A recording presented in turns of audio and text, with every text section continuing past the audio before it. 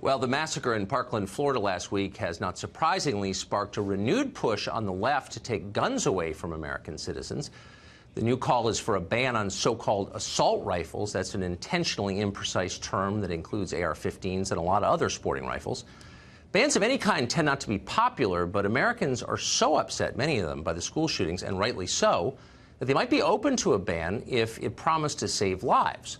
So the question is, would an assault weapons ban prevent future shootings? That's the key question, and luckily we don't need to guess about the answer. We already had an assault weapons ban in this country for 10 years, starting in 1994. Now, that law, when it was written, mandated a comprehensive study of its effectiveness, which was produced, so we have a definitive answer. According to the Justice Department, our assault weapons ban, the one that passed in 1994, had no effect on crime rates. None. Nobody was saved by it. That shouldn't be surprising if you know the numbers, because despite the hype, rifles are actually not the weapon of choice for the overwhelming majority of killers in America. In 2015, the most recent year for which we have data, rifles were used in a total of 252 homicides in America. By comparison, old-fashioned knives, sharpened metal, were used in more than 1,500 killings. Blunt objects killed 437. A striking 624 murders were committed with bare hands and feet. Those are the actual numbers on that from the government. So the science is in on this, and it's conclusive. And yet the very people who tell you they still believe in science and you don't care about the science in this case. They're still trying to ban AR-15s. A new piece of legislation called the Assault Weapons Ban of 2017, introduced last year by several Democratic senators, would outlaw the manufacture, the sale, or transfer of more than 200 different, quote, military-style assault weapons.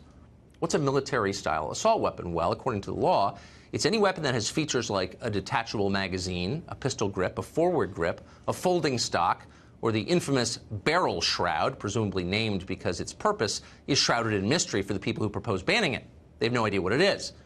Most of these are cosmetic features, by the way. They don't make firearms more deadly. They just make them look more scary, and that's enough.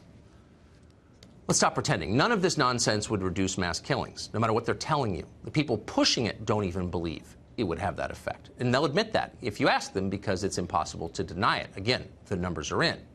The real problem they have, the thing that animates them, is loathing of the Second Amendment, which, like the First Amendment, they no longer believe in. They think you do not have a right to own a gun, and they're working hard to make sure you cannot own a gun. Their aim is not safety, it's control. Jumaane Williams is a New York City council member. He's running for New York Lieutenant Governor, and he joins us tonight. Councilman Williams, thanks for coming on. Thanks for having me. I'm glad we decided it's a good time to talk about gun safety. Yeah, it is a good time to talk about gun safety. I think it's always a good time. So we had an assault weapons ban, very much like the one that Democrats in the Senate are proposing. And we had it for 10 years, and we know, because it was studied exhaustively, that it saved no lives. So what would be the motive in reimposing that same law? Well, also, I noticed on your data, you didn't put down that 90,000 Americans are shot, 30,000 killed by guns every single year. But the real question is what percentage of those are suicides, by the way? Do you know? So one, people like to put that out like it matters, but 2/3. Well, it does matter, actually. Well, no, so we'll say the majority were suicides. 2/3 are suicide, but that means 10,000 Americans are murdered. That's one. And two, which is just don't use phony statistics. That's all I'm asking. Two, which is critically important. All the data shows the presence of a gun increases a successful suicide percentage. So that's important. That's true. Those lives so matter. You think suicide? Just as a side note, since you're a liberal, I assume you're for assisted suicide. Well, you're suddenly against suicide when it's committed with a gun? No, or what's your I position just don't want to make sure. I want to make sure we're all clear, because I know your master of conflation is good, and I just want to make sure. No, it's not. You can't say there are 30,000 gun deaths and not note that 2/3 were self-inflicted. I'm not for suicide, physician assisted or otherwise. I'm sure you are, but I just want to be clear with our viewers that you're misusing the stat. I want to be clear and say that which you were. That the lives that are lost to suicide also matter. And the 10,000 murders should be counted as well. Look, I'm not for gun killing of any kind. My only point is, look, legislators make laws, and they do so in the hope they will have their intended effect. And we know from 10 years of experience that an assault weapons ban doesn't work. There's no debate about that. The DOJ came to that conclusion after studying it. So why would we want it again? It's a simple question. So, but actually, the real question is, and it's always to you, Tucker, do you believe that we shouldn't have unfettered access to guns in this country? That's the question. I don't know what that means. I live in a world of specifics. I No. cover lawmakers who are trying to impose laws on the rest of us, and I try to assess whether those laws are wise and will be effective. If we're both being honest and want to deal with the gun violence. I am being honest. And so what we have to start is a point of where people agree. And what I'm saying to you is, should we have unfettered access to guns in this country? I don't even know what that means. We don't have unfettered access to guns. Do. Far from it. Own, no, that's silly overstatement. That's not silly at all. That's a question I'm trying to get to you so that we can have an honest conversation about what to do after we've agreed with that. No, okay. So let's get, rather than get into this sort of airy world, let's get into the those words don't mean much. Let's get into the specifics of the legislation that the left, the Democratic Party, is pushing now. They are saying that guns that have something called a barrel shroud ought to be prohibited, outlawed, banned. Again, and my question is why? Why would a barrel shroud make a gun more dangerous? Do you know? But again, that's the wrong question. Why is it the wrong question? I'm responding to a proposal that you support. Unfettered access to guns.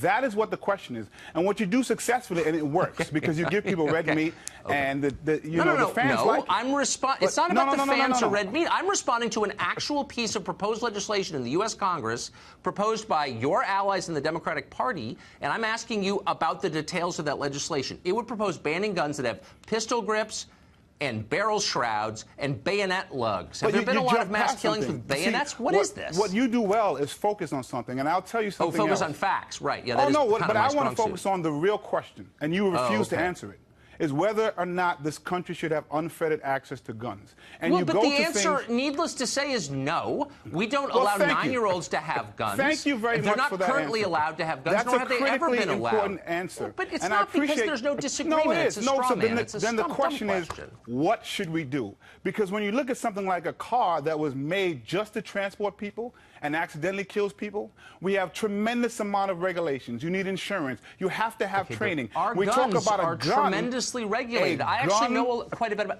a gun that is made to kill people. Are you have to have training to purchase a gun in most of this country? Are you willing to address the actual law proposed by actual Democrats in the actual U.S. Senate, or no? Or are you just going to... The country that has 50% of all civilian guns in the world and is 4% of the population, are you willing to admit that that has something to do with the gun violence in this country? It's a look, you're not. I'm dealing in the realm of social science and facts. But here's what we do agree on. You're dealing in the realm of conflation. And you do that well. I'm not conflating anything. And I want to start from here. Both of us are opposed to school shootings. Sure. But I don't want to use... Look, the fact that you're unwilling to address the specifics of the legislation suggests to me that your real aim is not reducing gun violence, but something, I would say, hidden, maybe taking guns away from the population. That, I suspect, is probably your aim. The reason I'm running for lieutenant governor is because in New York City, I've been a leading voice among others in reducing gun violence just in the past year to 22%. What have you done to reduce gun violence in this country?